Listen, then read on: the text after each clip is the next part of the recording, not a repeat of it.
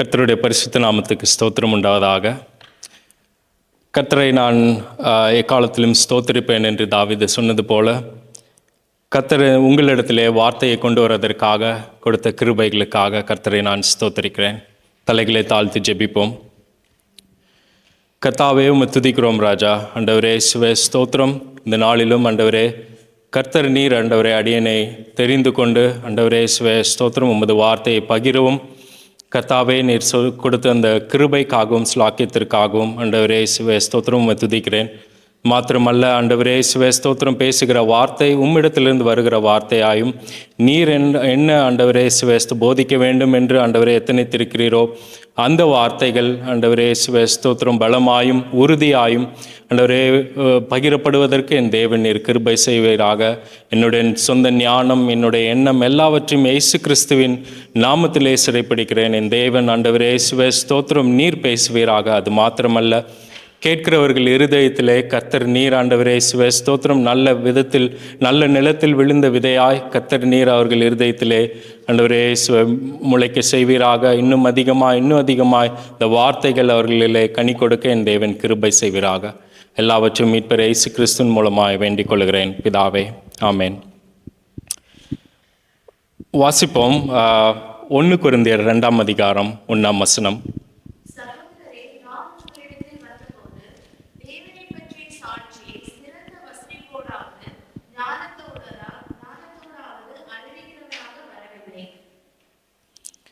ஆமென். இங்கே பவுல் எழுதுகிறார், பவுல் கொரிந்தியருக்கு எழுதும்போது எழுதுகிறார், நான் இந்த இடத்துல நான் என்ன சொல்ல வரேன்னா, இந்த இடத்துல என்னுடைய பலனால் அல்ல, என்னுடைய ஞானத்தினால் அல்ல, என்னுடைய சுய சிந்தையினால் அல்ல, ஆனால் கர்த்தரை சிலுவையில் அறையப்பட்ட கர்த்தரை நான் காண்பிக்கிறதற்காக வருகிறேன் என்று பவுல் சொல்லுகிறார். இந்த பவுல் யார் என்று பார்த்தோன்னா, புதிய ஏற்பாட்டில் 18 புத்தகங்கள் எழுதியிருக்கிறார். ஏறக்குறைய 50% ஆஃப் த புக் நியூ டெஸ்டமெண்ட்டில் பவுல் எழுதியிருக்கிறார். அவர் சொல்லுகிறார், நான் என்னோட ஞானத்தினாலேயோ அதிக வசனிப்பாளினாலேயோ நான் சொல்ல வரவில்லை, கர்த்தருடைய வசனங்களே கர்த்தர் சிலுவையில் அறையப்பட்ட கர்த்தரை நான் உங்களுக்கு காண்பிக்க வந்திருக்கிறேன் அப்படின்னு சொல்லுகிறார். அது மாத்திரமல்ல, 1 கொரிந்தியர் 2ஆம் அதிகாரம் 13ஆம் வசனத்தை வாசிப்போம்.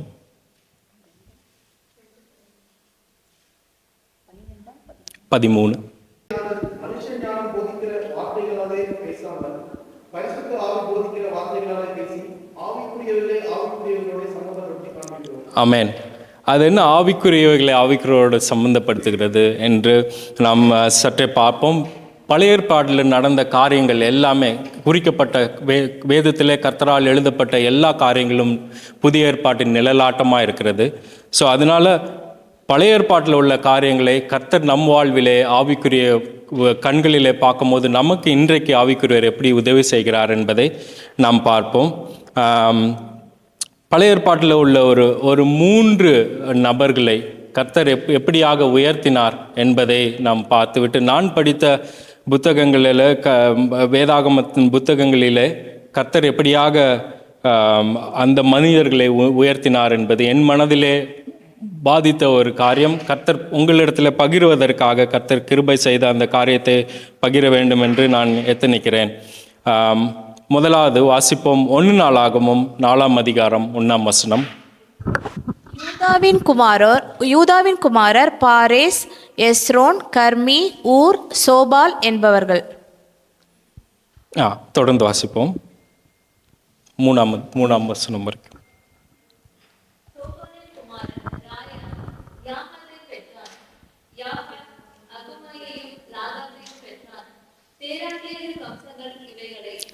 போதும்.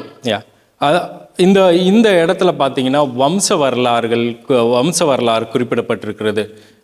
சின்ன வயசில் பைபிள் வாசிக்கணும்னு சொன்னால் முதல்ல சொல்லுவாங்க, அதில் வம்ச வரலாறு நிறையா இருக்குது, அதனால் நான் அதில் அவ்வளோ இன்ட்ரெஸ்ட் இல்லை அப்படின்னு சொல்லுவாங்க. அது ரொம்ப கம்மியான பர்சன்டேஜ் தான். ஆனால் வம்ச வரலாறு ரொம்ப முக்கியம். ஒரு மனிதனை கர்த்தர் அடையாளப்படுத்துவதற்காக அந்த வம்ச வரலாறை கர்த்தர் குறிப்பிடுகிறார். கர்த்தரால் அந்த இடத்துல குறிப்பிடப்படவில்லை என்றால் அவர்கள் பேர் அங்கே வர முடியாது வேதாகமத்தில். தொடர்ந்து வாசிப்போம். அதே 4ஆம் அதிகாரத்தில் 11ஆம் வசனம்.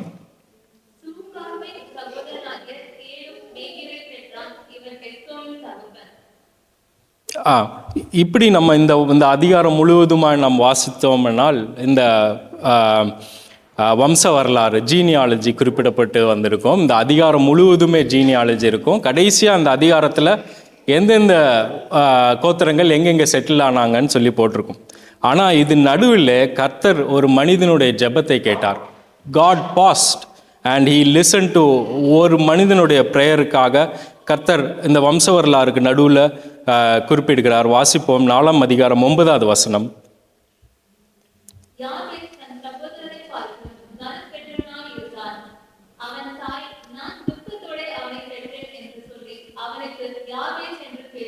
போதும். இப்போ இந்த இடத்துல கர்த்தர் ஒரு மனிதனை இன்ட்ரடியூஸ் பண்றார். அந்த மனிதனுடைய பெயர் யாபேஸ். இந்த மனிதன் கர்த்தர் எப்படி இன்ட்ரடியூஸ் பண்றாருன்னு பார்ப்போம். தன் சகோதரனை பார்க்கிலும் கனம் பெற்றவனாயிருந்தான். பின்னாடி வர்றது கர்த்தர் அதை சொல்லலை.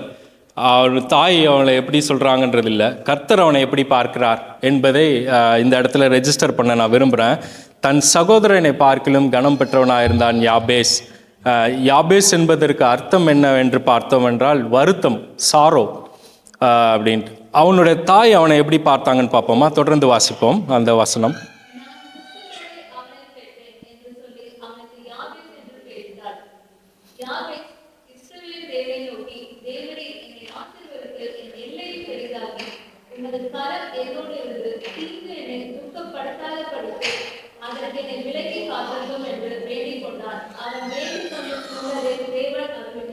ஆமென். இங்கே 2 விஷயம் இருக்கு. ஒன்று, அவன் தாய் அவனை எப்படி பார்த்தாங்கன்னு சொல்லிட்டு, யாபேஸ் துக்கம், சாரோ என்று. அந்த காலத்தில் இஸ்ரவேலில் பெயர் கொடுக்கப்பட்டால் கடைசி வரைக்கும் ஒரு அர்த்தத்தோடு கொடுப்பாங்க. கடைசி வரைக்கும் அது மாற்ற முடியாது. இன்றைக்கி நம்ம ஒரு பச்சை குத்திட்டா கூட அதை மாற்றிடலாம், கஷ்டப்பட்டு ஏதாவது மாற்றிடலாம். பட் பெயர் இஸ்ரவேலில் இருந்தால் அதை மாற்றவே முடியாது. ஸோ ஊரார் அனைவரும் அவனை ஒரு வருத்தம், அவனை அடையாளப்படுத்தினது அப்படி அடையாளப்படுத்தியிருப்பாங்கல்ல. ஒரு வருத்தமான ஒரு ஒரு ஒரு மகன் அப்படின்னு சொல்லிட்டு தான் அவனை இன்ட்ரடியூஸ் பண்ணியிருப்பாங்க. ஆனால் தன் தாய் அவனை அப்படி இன்ட்ரடியூஸ் பண்ணாலும் கர்த்தர் அவனை எப்படியாக உயர்த்தினார் என்று பார்ப்போம். முதலாவது, கர்த்தர் அவனுடைய ஜெபத்தை கேட்கிறார். வசனமாக இதை எழுதியிருக்கிறார். திரும்பி வாசிப்போம். அந்த ஜெபத்தை வாசிப்போம்.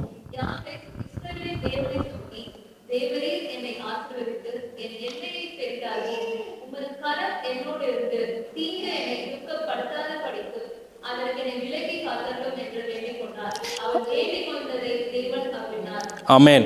இங்கே கர்த்தர் 2 காரியங்களை முதலாவது வசனம், அவன் ஜெபித்த ஜெபம் என்னவென்று கர்த்தர் ரெஜிஸ்டர் பண்ணுகிறார்.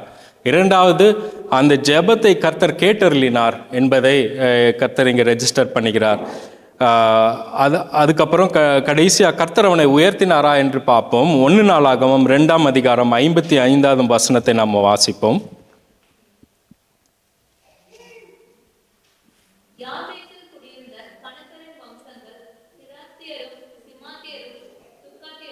போதும். இங்கே யாபேஸ் என்று ஒரு நகரம் குறிப்பிடப்பட்டிருக்கிறது. யாபேஸ் தன் சகோதரனை பார்க்கலும் கனம் பெற்றிருந்தான் என்று கர்த்தர் அடையாளப்படுத்தினது இதுவே. அவன் சுற்றி இருக்கிற ஊர் மக்கள் எல்லாரும் அவனை ஒரு துக்கத்தோடு நிறைந்தவன், அவன் கவலை நிறைந்தவன் அப்படின்னு அவனை அடையாளப்படுத்தியிருந்தாலும் கர்த்தர் அவனை கொண்டு அந்த ஊருக்கு அவனுடைய பெயர் வைக்கிற அளவுக்கு கர்த்தர் அவனை மாற்றினார், அவனை ஆசீர்வதித்தார். நாமும் அநேக நேரங்களிலே நம்மளுடைய சூழ்நிலை, அந்த நேரத்தில் இருக்கிற சூழ்நிலையில் நம்மளை ஒரு முடிவுக்கு வந்துடுறோம். நம்மளோட சொந்தக்காரங்களோ நாமளோ இவ்வளவுதான் அப்படின்னு சொல்லி முடிவுக்கு வந்திருக்கிறோம். ஆனால் நாம் செய்ய வேண்டியது என்னவென்றால், இன்றைக்கு நாம் இருக்க வேண்டிய நிலைமை அல்ல, அதை தள்ளிவிட்டு கர்த்தர் நம்மை பார்க்கும் விதத்திலே நம்மை பார்க்க வேண்டும் என்பதை நான் இங்கே ரெஜிஸ்டர் பண்ண விரும்புகிறேன். இன்னொரு மனிதனை பற்றி வாசிப்போம். 1 சாமுவேல் 9ஆம் அதிகாரம் 5ஆம் வசனம். அவர்கள் சூப் என்னும் நாட்டிற்கு வந்தபோது சவுல் தன்னோடு இருந்த வேலைக்காரனை நோக்கி, என் தகப்பன் கழுதைகளின் மேலுள்ள கவலையை விட்டு நமக்காக கவலைப்படாதபடிக்கு திரும்பி போவோம் வா என்றான். போதும். இங்கே இந்த மனிதனுடைய கவலை எல்லாமே தன்னுடைய தகப்பனுடைய கழுதை காணவில்லை என்பதே. 3 நாளைக்கு முன்பாக தன்னுடைய தகப்பனுடைய கழுதை காணாமல் போய்விட்டது. அதை தேடிக்கொண்டு 3 நாளாக அலைகிறாங்க. ஆனாலும் கிடைக்கவில்லை. அப்போது சவுல் சொல்கிறான் தன்னுடைய வேலைக்காரனை பார்த்து, திரும்பி போவோம், இந்த கழுதையை விட்டுட்டு தகப்பன் என்மேல கவலைப்படாதபடிக்கு வீட்டுக்கு போவோம் வா அப்படின்னு சொல்லும்போது, அந்த வேலைக்காரன், கூட இருக்கிற வேலைக்காரன் சொல்கிறான், நீங்கள் இப்போ கவலைப்பட வேணாம், இங்கே ஒரு தீர்க்கதரிசி இருக்கிறாரு, அவர்கிட்ட போய் கேட்போம் அப்படின்னு சொல்லிட்டு. அந்த தீர்க்கதரிசி யார் என்றால் சாமுவேல். சாமுவேலை கர்த்தர் தெரிந்து கொண்டார். அன்றைக்கு சாமுவேல் யாருன்னா, சாமுவேல் ஒரு பேக்ரவுண்ட் என்னென்னா, அவர் தேவனோடு நேரடியாக பேசுகிற ஒரு மனிதன். அப்போது ராஜா கிடையாது, இஸ்ரவேலருக்கு அவர் தான் நியாயம் விசாரிக்கிறவர், அவர் தான் ராஜா மாதிரி, அவர் தான் ஹை ப்ரீஸ்ட், பாஸ்டர்ஸ்க்கு எல்லாம் அந்த கண்ட்ரிலே ஒரு பெரிய பாஸ்டர்ஸ் மாதிரி. அந்த பாஸ்டர்கிட்ட சாமுவேல் கிட்ட போகிறாங்க, இவங்க 2 பேரும் போய் கேட்குறதுக்காக போகிறாங்க. கொஞ்சம் பிக்சரைஸ் பண்ணி பாருங்கள். சவுல் அந்த நாட்டினுடைய பெரிய தலைவர், அந்த நாட்டிலே அவர் தான் கர்த்தரோட நேராக பேசி என்னென்ன நியாயம் விசாரிக்க வேண்டுமோ அதெல்லாம் நியாயம் விசாரிக்கிறார். அவர்கிட்ட இவங்க 2 பேரும் போய், ஐயா என் கழுதையை காணோம், கொஞ்சம் கண்டுபிடிச்சி கொடுங்க அப்படின்னு சொன்னால் எப்படி இருக்கும்? அதுக்கு தான் இவங்க 2 பேர் போய் சாமுவேல்கிட்ட கேட்குறாங்க. சாமுவேல்கிட்ட போய் நேராக போயிட்டு, இங்கே ஒரு தீர்க்கதரிசியுடைய வீடு எங்கே அப்படின்னு கேட்கும் போதே சாமுவேல் திரும்பி அவங்கக்கிட்ட பேசுகிறாரு. பார்ப்போம். 9ஆம் அதிகாரம் 19ஆம் வசனத்தை வாசிப்போம்.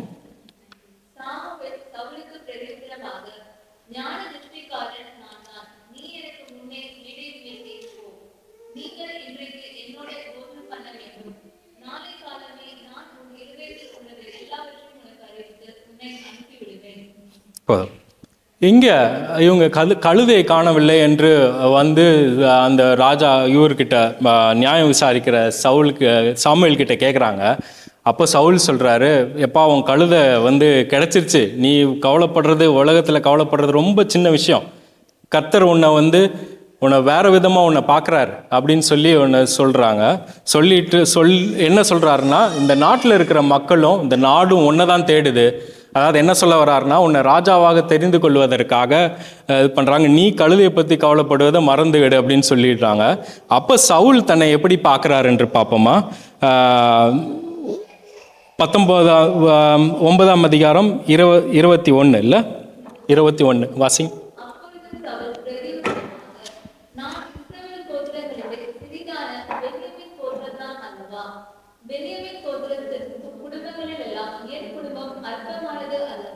போதும். இந்த இடத்துல சவுல் 2 காரியங்களை ரெஜிஸ்டர் பண்ணுறார். ஒன்று இஸ்ரவேல்லையே என்னோட கோத்திரம் சிறிய கோத்திரம், 2வது இந்த சிறிய கோத்திரத்தில் என்னோட குடும்பம் சின்ன குடும்பம். இந்த 2 காரியங்களை சவுல் தன்னை பார்ப்பது எப்படி பார்க்குறாருன்னா, என் கோத்திரம் இருக்கிறதுலே சிறிய கோத்திரம் ஐயா, அதுலேயும் அந்த கோத்திரத்துலேயும் என் குடும்பம் சின்ன குடும்பம் அப்படின்னு சொல்லி சொல்கிறார். கர்த்தர் சவுலை எப்படி பார்க்குறாருன்னு பார்ப்போமா. பிலிப்பியருக்கு எழுதின அதிகாரம் 3ஆம் அதிகாரம் 4ஆம் வசனம் 5ஆம் வசனம் 4லேருந்து தொடங்கி வாசிப்போம். மாம்சத்தின் மேல் நம்பிக்கை வைக்க வேண்டுமானால் நானும் வைக்கலாம். வேறொருவன் மாம்சத்தின் மேல் நம்பிக்கையாய் இருக்க நினைத்தால் நான் அதிகமாய் அப்படி செய்யலாம். நான் 8ஆம் நாளில் விருத்த சேதனம் அடைந்தவன், இஸ்ரவேல் வம்சத்தான், பென்யமீன் கோத்திரத்தான், எபிரேயரில் பிறந்த எபிரேயன், நியாயப்பிரமாணத்தின்படி பரிசேயன். இப்போ இங்கே நான் எங்கள் இஸ்ரவேலிலே இருந்ததிலே சிறிய கோத்திரம் என்று சவுல் இங்கே சொல்கிறான். ஆனால் கர்த்தர் அவனை எப்படி பார்க்குறார் அப்படின்னா, அவன் தலைமுறைகளை கர்த்தர் சவுலை கொண்டு ஆசீர்வதிக்கிறார், அவன் கோத்திரத்தை சவுலை கொண்டு உயர்த்தினார். பவுல் சொல்லுகிறார், மாம்சத்தில் நானும் மேன்மை பாராட்டலாம், நான் நினச்சா நான் 8ஆம் நாளில் விருத்த சேதனை பண்ணுவேன், எபிரேனுக்கு எபிரேன், நான் பென்யமீன் கோத்திரத்தான். இங்கே பென்யமீன் கோத்திரத்தான சவுல் எங்கே காட்டுறாரு. ஆனால் கர்த்தர் அவனை யாருக்கு தன் கோத்திரத்தை சிறிய கோத்திரம்னு சொன்னானோ அவனை கொண்டு கர்த்தர் அந்த கோத்திரத்தை தலைவனாய் மாற்றி அந்த கோத்திரத்தை பெருமைப்படுத்துவதற்காக கர்த்தர் அவனை பயன்படுத்தினார். 2வது சொல்கிறாரு, என்னோட குடும்பம் இந்த கோத்திரத்திலே சிறிய குடும்பம் அப்படின்னு சொல்லிட்டு. அப்போது கர்த்தர் அந்த குடும்பத்தை எப்படி பார்க்குறாருன்னு பார்ப்போமா. 1 சாமுவேல் 9ஆம் அதிகாரம் 1ஆம் வசனத்தை வாசிப்போம்.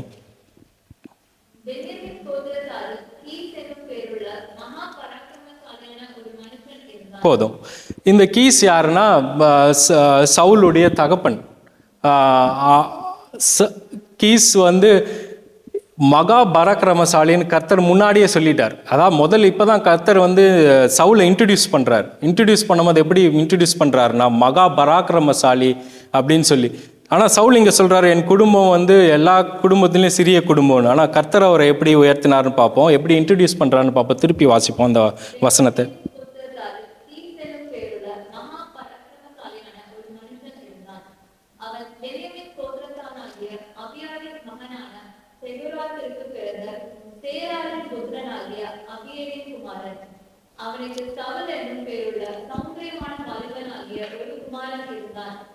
போதும். அது மாத்திரமல்ல, கர்த்தர் அவன் தகப்பன் குடும்பத்தை அடையாளப்படுத்தி அவனையும் கர்த்தரை அடையாளப்படுத்தி மூன்றாவதாக கர்த்தர் இன்னும் அவனை எப்படி மேன்மைப்படுத்தினார் பார்த்தா, சமஸ்த இஸ்ரவேலருக்கு முதல் ராஜா சவுல். வாசிப்போம் 1 சாமுவேல் 9ஆம் அதிகாரம் 16ஆம் வசனம்.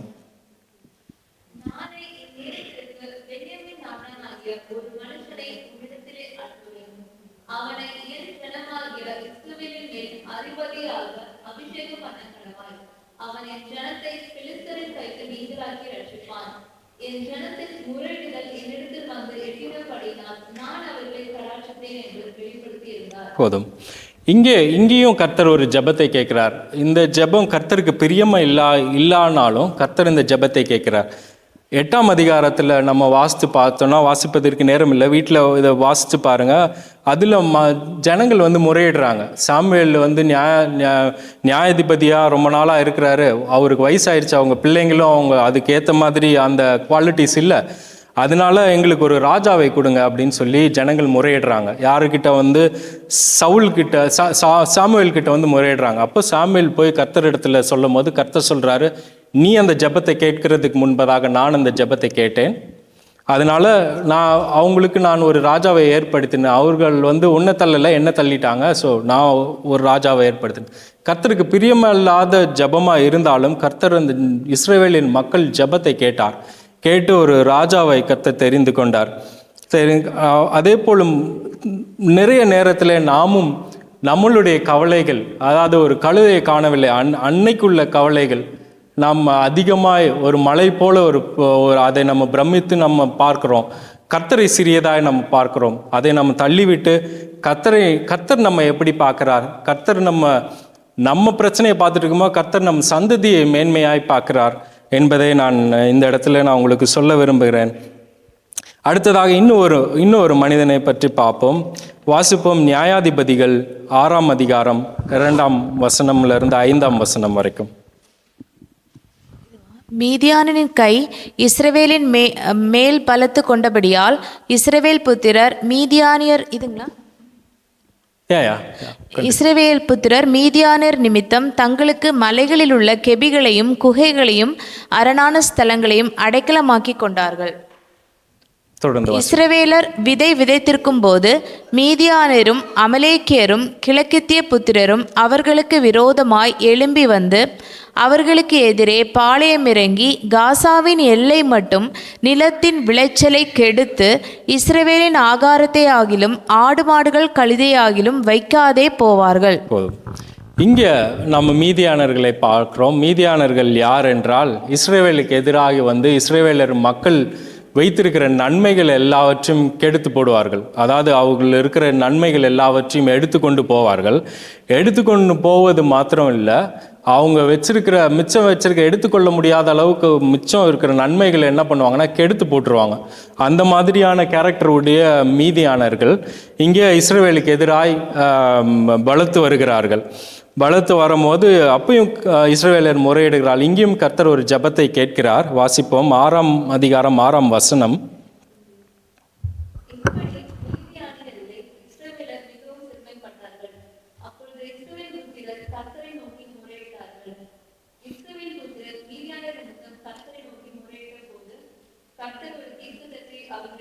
போதும்.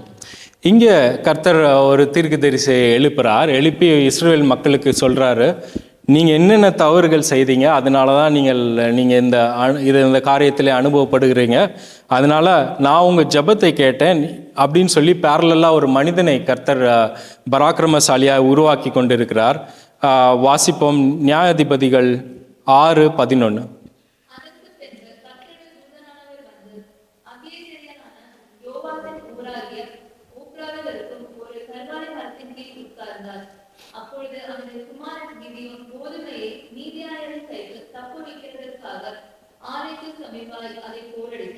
போதும். இப்போ இங்கே இந்த மனிதன் வந்து அவன் பேர் கிதியோன். அவன் வந்து ஆலயத்துக்கு புறம்பாக ஒரு பயத்தில் உட்காந்து அவன் வந்து போர் அடித்து கொண்டு இருக்கிறான். ஏன்னா இது மீதியானவர்களுக்கு தெரிந்தால் கொண்டு வந்து எல்லாவற்றையும் வாரிக்கொண்டு போவார்கள். அதை மாத்திரமல்ல, அதை கெடுத்து போடுவார்கள் என்று ஒரு பயத்தில் அவன் அவன் அங்கே ஒளிந்து கொண்டு அந்த போர் அடித்து கொண்டு இருக்கிறான். ஆனால் கர்த்தர் அவனை எப்படி இன்ட்ரடியூஸ் பண்ணுறாருன்னு பார்ப்போம். 6ஆம் அதிகாரம் 12ஆம் வசனத்தில் வாசிப்போம்.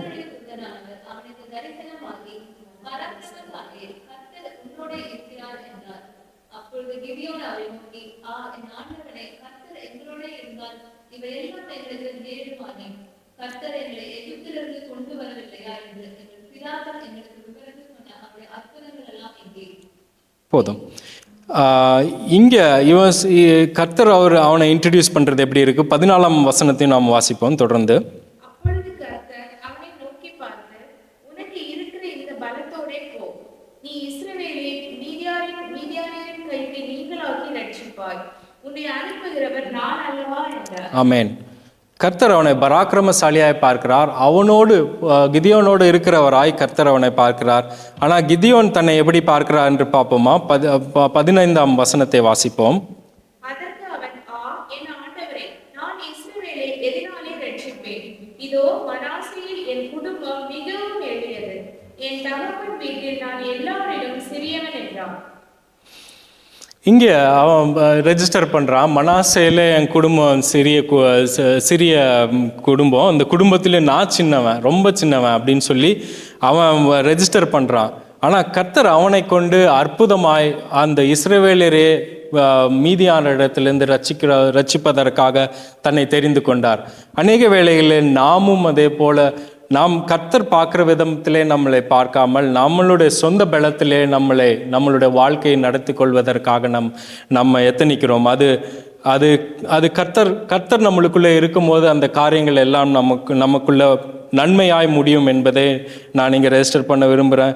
அதே போல் கர்த்தர் சொன்னார் இல்லையா பராக்கிரமசாலின்னு, அது கர்த்தர் செய்தாரா என்று பார்ப்போம். 7ஆம் அதிகாரம் கடைசி வசனம் 25ஆம் வசனத்தை நாம் பார்ப்போம்.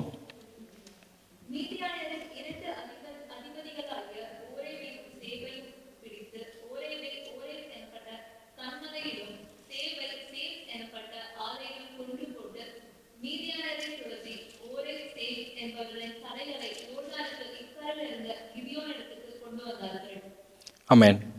கிதியோன் தலைமையிலே கர்த்தர் ஒரு வெற்றியை கொடுக்கிறார். இந்த மீதியானர்களின் இடத்திலிருந்து கர்த்தர் ஒரு வெற்றியை கொடுக்கிறார். இந்த மூணு மக்களையும் நாம் பார்த்தோம், 3 பேரையும் பழைய ஏற்பாட்டில் பார்த்தோம். அந்த காலத்தில் கர்த்தர் அவர்களுக்கு உதவின தேவன் இப்பொழுது நம்மளுக்கு எப்படி உதவுவார், எப்படி ஆவியானவர் எப்படி நம்மளுக்குள்ளே கிரியை செய்ய முடியும் என்பதை நாம் அதை யோசித்தோமானால் கர்த்தர் வல்லமையாய் நமக்காக ஒவ்வொரு நாளும் தேவையான கிருபையை கர்த்தர் பொழிந்த வல்லவராயிருக்கிறார். அது மாத்திரமல்ல, நாம் வாசிப்போம் யோவான் 14ஆம் அதிகாரம் 1ஆம் வசனத்தை வாசிப்போம். போதும். உங்கள் இருதயம் கலங்காதிருப்பதாக என்று கர்த்தர் இந்த சாப்டர் ஆரம்பிக்கிறாங்க. யோவான் 14, 15, 16 இந்த 3 அதிகாரங்களை நாம் வாசித்தோமானா இந்த 3 அதிகாரங்களும் கர்த்தர் பாடுபட்டு எடுத்துக்கொள்ளப்படுவதற்கு முன்பதாக ஒரு க்ளோஸ் டோரில் மேல் வீட்டு அறையில் கர்த்தர், அதான் நம்மளோட இங்கிலீஷில் அழகாக சொல்லுவாங்க லாஸ்ட் சப்பர்ன்னு சொல்லுவாங்க. கர்த்தர் க்ளோஸ் டோரில் தம்முடைய சீஷர்களுக்கு, இங்கே 12 பேர் கிடையாது 11 பேர், 13ஆம் அதிகாரத்தில் யூதாஸ் கர்த்தரை காட்டி கொடுப்பதற்காக கிளம்பிவிட்டான். ஸோ இந்த 11 பேருக்கு கர்த்தர் தன்னுடைய எடுத்துக்கொள்ளு போகிற அந்த சிலுவையில் அறையப்பட போகிற அந்த கஷ்டத்தை அதுக்கப்புறம் கர்த்தர் எப்படி அவர்களை தாங்குவார் என்பதை அவர்களுக்கு எடுத்து சொல்கிறார். இந்த 14, 15, 16 வசனம் இது ரொம்ப பவர்ஃபுல்லான ஒரு மெசேஜ் கர்த்தர். ஏன்னா கர்த்தர் வியாகுலப்படுகிறார், ரொம்ப கவலையில் இருக்கார். இவங்களுக்கு எல்லாத்தையும் இந்த கொஞ்ச நேரத்தில் இவங்களுக்கு எல்லாத்தையும் நம்ம எக்ஸ்பிளைன் பண்ணணும். ஏன்னா இந்த சீஷர்கள் எல்லாம் அவர் கூடயே இருந்துட்டாங்க. ஒரு 3 வருஷம் ஊழியத்தில் அவங்க கூடயே இருந்துட்டு அவங்களுக்காக அவங்க எந்த கவலையும் இல்லாமல் இருந்துட்டாங்க சாப்பிட்றதுக்கு. ஆனால் இப்போ கர்த்தர் எடுத்துக்கொள்ளும் போது இந்த சீஷர்களுக்கு ஒரு பலன் வரணும் இல்லையா? கர்த்தர் அவருக்கே வியாகுலப்படுறாரு. ஆனால் இதை எப்படி அப்படி கம்யூனிகேட் பண்ண முடியும் அவங்களுக்கு அப்படின்னு சொல்லி இந்த 14, 15, 16 நேரம் இல்லாததுனால நான் இதை வாசிக்கல இந்த அதிகாரத்தை. பட் வீட்டில் போகும்போது உங்களுக்கு டைம் கிடைக்கும் போது இந்த வசனங்களை வாசிங்க, ரொம்ப ஆறுதலாக இருக்கும் மனதுக்கு. கர்த்தர் எடுத்துக்கொள்ளப்படுவதற்கு முன்பதாக பேசின வார்த்தை. இந்த 11 சீஷர்களும் எப்படிப்பட்டவர்கள் என்றால், இவங்க மீனவர்கள், மோஸ்ட்லி இவங்க மீனவர்கள். எஸ்பெஷலி பெத்சாயிதா கிராமத்திலிருந்து எடுக்கப்பட்டவர்கள். பேதுரு, பிலிப்பு, தோமா, அந்திரேயு, இவங்க எல்லாம். இவங்களுக்கு என்னென்னா வலையை போடுவாங்க, அவ்வளோதான் தெரியும். மீன் பிடிக்கிற விஷயத்தில் அவங்களுக்கு எல்லாமே தெரியும். ஆனால் கர்த்தருடைய காரியங்களிலே இல்லை, கர்த்தர் இல்லாதப்போ உலகத்தை மீட் பண்ணுறது அவங்களால எப்படின்னு அவங்களால தெரியாது. ஆனால் கர்த்தர் அவங்களுக்கு ஒரு ஆவி பலத்தை கொடுக்கணும். இது எல்லாமே இந்த 3 அதிகாரங்களுக்குள்ளே நடத்தணும் கர்த்தர். அந்த அந்த பேசேஜ் எனக்கு ரொம்ப பிடித்திருந்தது. இந்த பெத்சாயிதா என்ற இடம் பேர், பெத் என்றால் ஹோம், சாயிதா என்றால் ஃபிஷிங். ஸோ ஒரு ஃபிஷர்மேன் வில்லேஜிலேருந்து ராவாக இருக்கிற மக்களை எடுத்து கர்த்தர் அவங்கள மனிதர்களை பிடிக்கிறவர்களாய் அவர்களை மாற்றுவதற்காக தெரிந்து கொண்டார். 3 வருஷம் கூட வச்சுருந்தார். ஆனால் அவங்க கேட்குற கேள்வியெல்லாம் பார்த்தா நம்மளுக்கே கொஞ்சம் இவ்வளோ வருஷம் கர்த்தரோடு இருந்தாங்களான்ற மாதிரி. நம்ம புளித்த மாவு பற்றி நம்ம போதகர் எடுத்தாங்க இல்லையா? இவர் பரிசேயருடைய புளித்த மாவை கொடுத்து ஜாக்கிரதையாக இருங்கள் அப்படின்னா, அப்பம் கொண்டு வரல அதனால தான் அப்படின்னு சொல்லிட்டு கர்த்தர் இதை சொல்கிறாரு அப்படின்னு சொல்லிட்டு அவங்களுக்குள்ளேயா சொல்லிக்கிறாங்க. இந்த மாதிரியான காரியங்கள் அவங்க கடைசி வரைக்கும் அப்படி இருந்தனால கர்த்தர் அவர்களோட பேசுகிறாங்க. ஒரு முக்கியமான வசனம் கர்த்தர் அவர்களோட பேசுகிறாங்க. யோவான் வாசிப்போம், 14ஆம் அதிகாரம் 16வது வசனம்.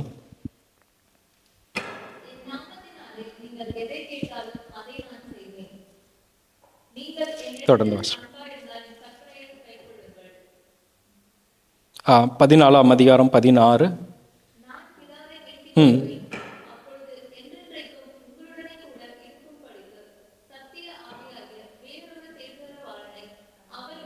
ஆமென். இந்த தேற்றரவாளனை நான் இன்றைக்கு உங்களுக்குள்ளே அடையாளப்படுத்த நான் வந்திருக்கிறேன். தேற்றரவாளன் யார்? அந்த தேற்றரவாளன் தொடர்ந்து வாசிப்போம். யோவான் 15:26 வாசிப்போம். பிதாவிடத்திலிருந்து நான் உங்களுக்கு அனுப்ப போகிறவரும் பிதாவிடத்திலிருந்து புறப்படுகிறவருமாகிய சத்திய ஆவியான தேற்றரவாளன் வரும்போது அவர் என்னை குறித்து சாட்சி கொடுப்பார். ஆமென். இந்த தேற்றரவாளன் ஆவியானவராக இருக்கிறார். இவர் சாட்சி கொடுக்கிற, கர்த்தரை கொடுத்து சாட்சி கொடுக்கிறவராக இருக்கிறார். முதலாவது காரியம் கர்த்தரை கொடுத்து சாட்சி கொடுக்கிறவர் என்றால் அந்த கர்த்தர் இருந்த காலங்களிலே பேசின வார்த்தைகளை நம்ம இருதயத்தில் பதியவும், நாம் இன்றைக்கு நம்மளுடைய வாழ்க்கையில் நடக்கவும் கர்த்தர் ஒரு பைண்ட் பண்ணுற ஆவியாய், கர்த்தர் பரிசுத்த ஆவியானவராய் நம்மளுக்குள்ளே இருக்கிறார். அதுதான் அவர் தேவனை குறித்து நம்மளுக்கு சாட்சி கொடுக்கிறவராக இருக்கிறார், பரிசுத்த ஆவியானவர். 2வது ஐசையா 30ஆம் அதிகாரம் 21ஆம் வசனம் பழைய ஏற்பாடில் வாசிப்போம். இது தீர்க்க தரிசனமாக ஐசையாவினால் குறிக்கப்பட்ட ஒரு வசனம். நீங்கள் வலதுபுறமாய் சாயும் போதும் இடதுபுறமாய் சாயும் போதும் வழி இதுவே, இதிலே நடவுங்கள் என்று உங்களுக்கு பின்னாலே சொல்லும் வார்த்தையை உங்கள் காதுகள் கேட்கும். ஆமென். இந்த சத்திய தேற்றரவாளன், சத்திய பரிசுத்த ஆவியானவர் நமக்கு இருதயத்திலிருந்து ஒரு பேசும் சத்தம் கேட்கும், நம்மளுடைய காதுகளிலே பேசும் சத்தம் கேட்கும். ஆவியானவரை நாம் பெற்றுக்கொள்ளும் போது நம்மளுடைய எடுக்கிற ஒவ்வொரு டிசிஷன்ஸும் அது நன்மையான டிசிஷன்ஸாய் மாறும். ஏன்னா இது தீர்க்க தரிசனமாய் கர்த்தரை குறித்தும் ஆவியானவரை குறித்தும் ஐசையாவினால் எழுதப்பட்டிருக்கிறது. அநேக பரிசுத்தவான்கள் இன்றைக்கும் ஆவியானவரால் நடத்தப்படுகிறார்கள். அந்த ஆவியானவரை நாம் பெறும்போது என்ன காரியங்களில் எப்படி நடக்க வேண்டும் என்பதை உணர்த்துகிறவராக இருக்கிறார். 3வதாக ஐசையா 11ஆம் அதிகாரம் 2ஆம் வசனம் வாசிப்போம். ஞானத்தையும் உணர்வையும் அருளும் ஆவியும், ஆலோசனையையும் பெலனையும் அருளும் ஆவியும், அறிவையும் கர்த்தருக்கு பயப்படுகிற பயத்தையும் அருளும் ஆவியும் ஆகிய கர்த்தருடைய ஆவியானவர் அவர் மேல் தங்கியிருப்பார். ஆமென். கர்த்தருடைய ஆவியானவர் நம்மேல் தங்கி இருக்கும்போது அவர் ஞானத்தை குறித்தும் உணர்வை குறித்தும் அறிவை குறித்தும் போதித்து நடத்துகிறார். நமக்கு தேவையான அறிவு, ஞானம், இன்னும் பலன், அநேக காரியங்களிலே நம் பலன் அற்று போறவர்களாக இருக்கிறோம். அதிலே கர்த்தர் நமக்கு உதவி செய்கிறவராய் இருக்கிறார் என்பதை நான் விசுவாசிக்கிறேன். அதை நான் உங்களுக்கு கொண்டு வந்து இந்த ஒரு மூன்று வசனங்களையும் உங்களுக்கு நான் ரெஜிஸ்டர் பண்ண விரும்புகிறேன். யோவான் 15:26, ஐசையா 30:21, ஐசையா 11:21. இதை குறித்து கொள்ளுங்கள். இது கர்த்தர் உங்களோடு பேசுகிற வார்த்தை. இது கர்த்தர் உங்களோடு அனுதினமும் உங்களை பலப்படுத்துவாராக. தேற்றவாளனை கர்த்தர் கொடுப்பேன் என்று ப்ராமிஸ் பண்ணாங்க இல்லையா? அந்த மேல் வீட்டில் லாஸ்ட் சப்பரில் கொடுத்தாங்களா கர்த்தர்? பார்ப்போம் அப்படின்னு நம்ம பார்ப்போம். நான் வாசிக்கும்போது அப்போஸ்தலர் 2ஆம் அதிகாரம் 1ஆம் வசனம் 2ஆம் வசனத்தை வாசிப்போம். அவர்கள் எல்லாரும் ஒருமனப்பட்டு ஓரிடத்தில் வந்திருந்தார்கள். அப்பொழுது பலத்த காற்று அடிக்கிற முழக்கம் போல வானத்திலிருந்து சடிதியாய் ஒரு முழக்கம் உண்டாகி அவர்கள் உட்கார்ந்திருந்த வீடு முழுவதும் நிரப்பிற்று. ஆமென். இங்கே கர்த்தர் முதல் தடவையாய் பரிசுத்த ஆவியானவரை அவர்களுக்கு கொடுக்கிறார். அப்போஸ்தலர்கள் கூடியிருந்தவர்கள் அனைவருக்கும் கர்த்தர் பரிசுத்த ஆவியானவரை கொடுக்கிறார். அவர்கள் பலனடைந்து, அது வரைக்கும் இந்த கேப்பில் இவங்க எப்படி இருக்காங்கன்னா ஒரு மனிதர்களாக இருக்கிறாங்க. அவங்க கர்த்தர் பாடுபட்டு சிலுவையில் எடுத்துக்கொள்ளப்பட்டு இவங்க விடப்பட்டாங்க. பூட்டப்பட்ட கதவுக்குள்ளே பயந்து போய் இருக்கிறாங்க. இஸ்ரவேலர்கள் என்ன செய்வாங்களோ ஏன்னா கர்த்தர் இருக்கிற வரைக்கும் அவங்களுக்கு பயம் இல்லை. ஸோ இப்போ யாருனாலும் அவங்கள அட்டாக் பண்ணலாம், என்ன வேணால் பண்ணலாம், அவங்கள கேட்குறதுக்கு ஆள் இல்லைன்ற ஒரு நிலைமையில் இருக்கும்போது இப்போ அவர்களுக்கு பரிசுத்த ஆவியானவர்கள் அவருக்கு கொடுக்கப்படும் போது ஒவ்வொருத்தரும் அங்கே இருக்கிற ஒவ்வொருத்தரும் பலன் அடைகிறாங்க. நாம் கடைசியில் பார்க்குறோம், இந்த 12 சீஷர்களும் ஒவ்வொரு இடத்துக்கு உலகத்தின் மூலைகளில் போய் கர்த்தருக்கு சாட்சி கொடுக்கிறவர்களாய் இருந்தார்கள் என்று பார்ப்போம். அடுத்ததாக நம் பேதுருவை பற்றி நம்ம பார்த்தோம். பெத்சாயிதா கிராமத்திலிருந்து வந்தாருன்னா, ஆனால் இந்த பேதுரு எப்படி இருந்தாருன்னா, அவர் ஒரு தன்னுடைய பலத்தில் எல்லாத்தையும் செஞ்சிடணும் அப்படின்னு சொல்லிட்டு கர்த்தரிடத்துல சொல்லுவார், உமக்கு அந்த சிலுவையில் அறையப்படுற கொலை செய்யப்படுற காரியம் நடக்கக்கூடாது, நான் அனுமதிக்க மாட்டேன் அப்படின்னு சொல்லி கர்த்தர் கடிந்து கொள்ளுகிறதை நாம் பார்க்குறோம் அங்கே. ஆனால் இந்த பேதுரு ஒரு பயத்தில், கர்த்தர் சிலுவையில் அறையப்பட்டு பிடிக்கப்பட்டதுக்கு அப்புறம் ஒரு பயத்தில் ஒரு பேதுரு மறுதளிப்பார். 3 தடவை மறுதளிப்பார். அது அனைவருக்கும் நம்ம அனைவருக்கும் தெரியும். அப்படி இருந்த பேதுரு இந்த ஆவியானவரை பெறும்போது எப்படியாக பலன் பெறுகிறார் என்று பார்ப்போம். நாம் வாசிக்க வேணாம், ரொம்ப லெங்க்தியாக இருந்தது அந்த வசனங்கள். ஆக்ட்ஸ் 1:14 அதிகாரத்தில் 1ஆம் அதிகாரம் அப்போஸ்தலர் 1ஆம் அதிகாரம் 14ஆம் வசனத்தை நாம் வாசிப்போம்.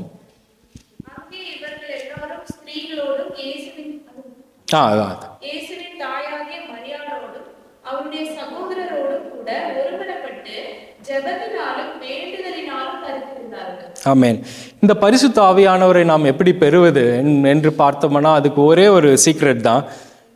பரிசுத்த ஆவியானவரை நாம் முதல்ல அறிய வேண்டும். வேதாகமத்தில், சத்திய வேதாகமத்தில் பரிசுத்த ஆவியானவர் எப்படி எழுதப்பட்டிருக்கிறது என்று அறிந்து கர்த்தரிடத்தில் ஜெபத்திலே நாம் தரித்திருக்க வேண்டும். ஒருமனப்பட்டு ஜெபத்திலே தரித்திருக்க வேண்டும். அதுதான் இந்த அப்போஸ்தலர்கள் கர்த்தர் எடுத்துக்கொள்ளப்பட்ட 3ஆம் நாளுக்கு அப்புறம் இவங்க எல்லாம் ஒரு பூட்டின அறைக்குள்ளே இருந்து ஜெபிக்கிறாங்க. இந்த பயத்தில் அவர்கள் ஜெபிக்க ஆரம்பிக்கும் போது அவர்களுக்கு பரிசுத்த ஆவியானவர் கொடுக்கப்படுகிறார். அப்புறம் நம்ம வாசிக்க கேட்ட அந்த அப்போஸ்தலர் 2ஆம் அதிகாரம் 16ஆம் வசனத்திலிருந்து பரிசுத்த ஆவியினாலே நிரப்பப்பட்ட அந்த பேதுரு அவ்வளோ பயத்தில் இருந்த பேதுரு பற்பல பாஷைகள் கொடுக்கப்படுது அவங்களுக்கு. அப்போ அந்த இடத்துல அநேக இஸ்ரவேலர்கள் கூடியிருக்கிறார்கள். அந்த இஸ்ரவேலருக்கு யார் ஒரு போர் சேவர்களுக்கு பயந்த பேதுரு இப்போ ஆயிரக்கணக்கான இஸ்ரவேலர்கள் அங்கே கூடியிருக்கிறார், யூதர்கள் கூடியிருக்கிறார்கள். அதற்கு முன்பாக எழும்பி நின்று தைரியமாக பேசுகிறார். அது நம்ம வாசிக்க கேட்டோம்.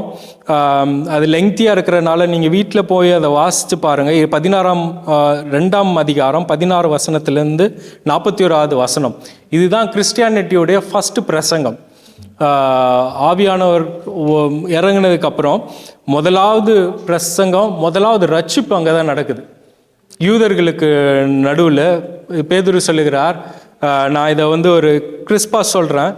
அவங்களுக்கு நடுவில் சொல்கிறார், எப்பா நீங்கள் ஒரு வைராக்கியத்தை பிடிச்சி கொண்டு இருக்கிறீங்க. வைராக்கியம் இல்லை, கர்த்தர் மேசையா வந்தாயிடுச்சு. ஏற்கனவே நீங்கள் மேசையா வருவார், நீங்கள் வெயிட் பண்ணிகிட்ருக்கீங்க. அந்த மேசையா வந்துட்டார். அந்த மேசையாவை பிடிச்சி நீங்கள் கொலை செய்தது நீங்கள் தான் அப்படின்னு சொல்லி எவ்வளோ தைரியமாக சொல்கிறார். அது மாத்திரமல்ல, பேதுருவை பற்றி என்னிடத்துல பேச தாவீதை குறித்து பேச எனக்கு தைரியம் கொடுங்க அப்படின்னு சொல்லி பேதுரு சொல்கிறாரு. ஏன்னா தாவீதை குறித்து, கர்த்தரை குறித்து ஏதாவது, தேவனை குறித்து ஏதாவது சொன்னால் கூட ஓகே, இது கரெக்டாக இல்லையான்னு யோசிப்பாங்க யூதர்கள். தாவீதை பற்றி சொன்னால் கல்லெறிஞ்சு கொண்டுருவாங்க, இட்ஸ் அ பிளாஸ்ஃபமி. ஆனால் அந்த இடத்துல பேதுரு சொல்கிறாரு, நீங்கள் என்னிடத்துல தைரியமாக பேச இடம் கொடுங்கள், நான் வந்து தாவீதை பற்றி சொல்கிறேன் அப்படின்னு சொல்லிட்டு தாவீது எழுதின சங்கீதத்தில் எழுதின வசனங்களை எடுத்து திரும்பி அவர்களுக்காக சொல்கிறார். இந்த மாதிரி தாவீது வந்து சொன்ன வசனங்கள் அது வாசிப்போம், பார்ப்போம். 2ஆம் அதிகாரத்தில் தாவீதை பற்றி எழுதியிருக்கிற வசனங்கள் எங்கே இருக்குது பாருங்கள். வாசிங்க. தொடர்ந்து வாசிங்க. உயர்த்தப்பட்டு பிதா அருளிய வாக்குத்தத்தத்தின்படி பரிசுத்த ஆவியை பெற்று நீங்கள் இப்பொழுது காண்கிறதும் கேட்கிறதுமாகிய இதை பொழிந்தருளினார். தாவீது பரலோகத்திற்கு எழுந்து போகவில்லையே, நான் உம்முடைய சத்துருக்களை உமக்கு பாதப்படையாகி போடும் வரைக்கும் நீர் எனது வலது பாரிசத்திலே உட்காரும் என்று கர்த்தர் என் ஆண்டவருடனே சொன்னார் என்று அவனே சொல்லியிருக்கிறான். தொடர்ந்து வாசிப்போம். ஆகையால் நீங்கள் சிலுவையில் அறைந்த இந்த இயேசுவையே தேவன் ஆண்டவரும் கிறிஸ்துவும் ஆக்கினார் என்று இஸ்ரவேல் குடும்பத்தார் யாவரும் நிச்சயமாய் அறியப்படவர்கள். ஆமென். இங்கே தாவீதை குறித்து தைரியமாய் அவங்க பேசுகிறாரு. அவர் சொல்கிறாரு, தாவீது சங்கீதத்தில் நீங்கள் இது ஆலயத்தில் நீங்கள் அடிக்கடி பாடுறீங்கள்ல, உங்களோட சங்கீதம் வேற எதுவும் இல்லை. தாவீது தன்னை குறித்து சொல்லவில்லை. தாவீது வந்து தீர்க்க தரிசனமாக சொன்ன வசனம், அந்த வசனம் யாரை பற்றி சொன்னது? மேசையாவை பற்றி சொன்னது. அந்த மேசையாவை நீங்கள் கொலை செய்து விட்டீர்கள். யூதர்களுக்கு எப்படி புரியுமோ அப்படியாக பேதுரு சொல்கிறார். தைரியமாய் அவர்களிடத்துல பேசும்போது அங்கே அவர்கள் பரிசுத்த ஆவியானவர் கேட்கிறவர்கள் இருதயத்திலும் கிரியை செய்கிறவராயிருக்கிறார். கிரியை செய்து அன்று அவர்கள் இருதயத்தில் குத்தப்பட்டவர்களாக இருக்கிறார்கள். அப்போது நம்மளோட லாங்குவேஜில் எப்படி சொல்லணும்னு சொன்னால், உங்களை ஒரு தெய்வன் உருவாக்கியிருக்கிறாரு, சிருஷ்டித்திருக்கிறாரு. அதை தள்ளி விட்டு நீங்கள் வைராக்கியத்தை பிடிச்சிருக்கிறீங்க. ஸோ அது இல்லை, வைராக்கியத்தை நீங்கள் பிடிச்சிருக்காதீங்க, மெய்தேவனை கண்டுபிடிங்க. வார்த்தைகள் இருக்குது, தாவீது எழுதியிருக்கிறாரு. ஸோ அந்த வார்த்தைகளை பிடிச்சி நீங்கள் வந்து மெய்தேவனை கண்டுபிடிச்சிங்கன்னா அது போதும் உங்களுக்கு அப்படின்னு சொல்லும் போது அவர்கள் இருதயத்தில் குத்தப்பட்டவர்களாக கேட்குறாங்க, நாங்கள் என்ன பண்ணணும்? இப்போ மனம் திரும்பும் போது கர்த்தர் உங்களுக்கு கிருபை செய்வார், நீங்கள் வந்து ஆவியானவர் உங்களுக்கு பொழிந்தருள்வார் அப்படின்னு சொல்லி. அன்றைய தினம் 3000 பேர் ரட்சிக்கப்பட்டார்கள் என்று முதல் பிரசங்கம் பேதுரு தைரியமாய், இயேசு கிறிஸ்து ஆவியானவரை கொடுக்கப்பட்டும் போது அவர் தைரியமாய் பிரசங்கம் பண்ணும்போது இத்தனை பேர் ரட்சிக்கப்பட்டார்கள். அதே போல் தேற்றரவாளனை நான் உங்களுக்கு அடையாளப்படுத்த விரும்புகிறேன். தேற்றரவாளன் வரும்போது, பரிசுத்த ஆவியானவர் வரும்போது உங்களுக்கு என்ன நிலைமையில், நம்ம இன்றைக்கு என்ன நிலைமையில் இருக்கிறோமோ அந்த காரியங்களை எல்லாவற்றையும் கர்த்தர் நிறைவு செய்கிறவராக இருக்கிறார். எப்படி யாபேஸ், கர்த்தர் வந்து தன் தாய் யாபேஸை வந்து துக்கம் என்று அவனை அடையாளப்படுத்தினாலோ, ஆனால் அவனை ஊரார் எப்படி அவனை நிந்தித்தார்களோ, ஆனால் அவன் பேரை அந்த ஊருக்கு வைக்குவதற்காக கர்த்தர் அவனை உயர்த்தினார். முதலாவது காரியம். இரண்டாவதாக, எப்படி சவுல் தன் கவலை, உலகத்தின் கவலை, சின்ன கவலை அது பெரிதாய் எடுத்துக்கொண்டு இருந்தான். ஆனால் கர்த்தர் அவன் சந்ததியும் அவனுடைய கோத்திரங்களையும் பின்பாக சந்ததியின் சந்ததியை கர்த்தர் அவனை கொண்டு ஆசீர்வதித்தார். இஸ்ரவேலின் முதலாவது ராஜாவாக அவனை தெரிந்து கொண்டார். அது மாத்திரமல்ல, கிதியோன் எப்படி நான் குடும்பத்திலே சின்னவன், நான் எப்படி ரட்சிக்க முடியும்னு கேட்டவனை வைத்து மீதியானவர்களை முழுவதுமாய் கர்த்தர் ரட்சித்தார்.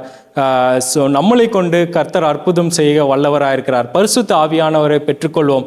பரிசுத்த ஆவியானவரை நாம் எப்படி பெற்றுக்கொள்வது? ஜெபத்திலே தரித்திருப்போம், அதிகாலையில் ஜெபிப்போம். எப்பொழுதும் ஜெபத்தில் நம் நடக்கும்போது, நம்முடைய வேலைகளில் இருக்கும்போது கர்த்தரோடு அன்றாடு நாம் பேசிக்கொண்டு இருப்போம். வாக் வித் காட், தமிழில் சஞ்சரிக்கிறது இல்லை. ஏனோக்கு கர்த்தரோடு சஞ்சரித்தான் என்று, நோவா கர்த்தரோடு சஞ்சரித்தான். இவர்கள் சஞ்சரித்தான கர்த்தரோடு எப்பொழுதும் உறவாடி கொண்டே இருக்கிறார். அது பரிசுத்த ஆவியானவர் நம்மளுக்கு வரும்போது நம்மளுக்கு உணர்த்துகிறவராக இருக்கிறார். நான் இன்றைக்கு உங்களுடைய என்ன நிலைமையாக இருந்தாலும், அது மலை போல ஒரு பிரச்சனை இருக்குதா, அதை நீங்கள் இன்னைக்கு இமேஜின் பண்ணிக்கோங்க. ஆனால் கர்த்தர் அதை தள்ளி விட்டு, எப்பா சவுல்கிட்ட சொன்ன மாதிரி தான், எப்பா இந்த கழுதையின் பிரச்சனை ஒரு சின்ன பிரச்சனை, கர்த்தருடைய பிரச்சனை. உன்னை கர்த்தர் ஒரு ஒரு பராக்கிரமசாலியாய் கர்த்தர் உன்னை பார்க்கிறார். உன்னை உன்னுடைய சந்ததியை கர்த்தர் மேன்மையாய் பார்க்கிறார் என்பதை நான் உங்களிடத்தில் பகிர வருகிறேன். ஸோ கர்த்தருடைய வார்த்தையை கர்த்தர் பகிர கொடுத்த கிருபைக்காக நன்றி. உங்கள் இருதயத்திலே கர்த்தர் கிரியை செய்வராக. இயேசு கிறிஸ்துவின் மூலமாய் நான் ஒரு ஜெபத்தை செய்து நான் முடிக்கிறேன். கர்த்தாவே, உம்மை துதிக்கிறோம் ராஜா. ஆண்டவரே இயேசுவே ஸ்தோத்திரம். இம்மட்டுமாய் கர்த்தர் நீர் ஆண்டவரே பேச கொடுத்த கிருபைக்காக நன்றி. ஆண்டவரே இயேசுவே ஸ்தோத்திரம். நீர் ஆண்டவரே இயேசுவே ஸ்தோத்திரம் பேசின வார்த்தைகள் அவர்கள் இருதயத்திலே ஆண்டவரே விளைய செய்யும்படியாக கர்த்தரிடத்திலே கேட்கிறேன். 30, 60, 100 கர்த்தர் நீர் விளைய செய்யுங்க அப்பா. ஸ்தோத்திரம். கர்த்தர் ஆண்டவரே இயேசுவே எங்களை நீர் நினைத்திருக்கிறீர், அதற்காக நன்றி. கர்த்தர் நம்மை நினைத்திருக்கிறார், அவர் ஆசீர்வதிப்பார் என்று எழுதியிருக்கிற சங்கீதத்திலே 115 அதிகாரத்தில் எழுதியிருக்கிறது போல கர்த்தாவே நீர் எங்களை ஆசீர்வதிக்கிறீர் ஆண்டவரே, அதற்காக நன்றி. சங்கீதம் 138 சங்கீதத்திலே கர்த்தர் எனக்காக யாவையும் செய்து முடிப்பார் என்று கர்த்தர் ஆண்டவரே இயேசுவே ஸ்தோத்திரம் எழுதியிருக்கிற தாவீதை கொண்டு எழுதின அந்த வசனங்களே ஆண்டவரே நாங்கள் நினைவு கூறுகிறோம். ஆவியானவர் எங்கள் இருதயத்துக்குள்ளே நீர் வாரும் ஆண்டவரே. அற்புதமான காரியங்களே, அதிசயமான காரியங்களே, ஆசீர்வாதங்களே எங்கள் வாழ்விலே கர்த்தர் கட்டளையிடுங்க என்று தேவனிடத்திலே மன்றாடி கேட்டுக்கொள்ள எல்லாவற்றையும் மீட்பர் இயேசு கிறிஸ்துவின் மூலமாய் வேண்டிக் கொள்கிறேன் பிதாவே. ஆமேன். ஆமேன்.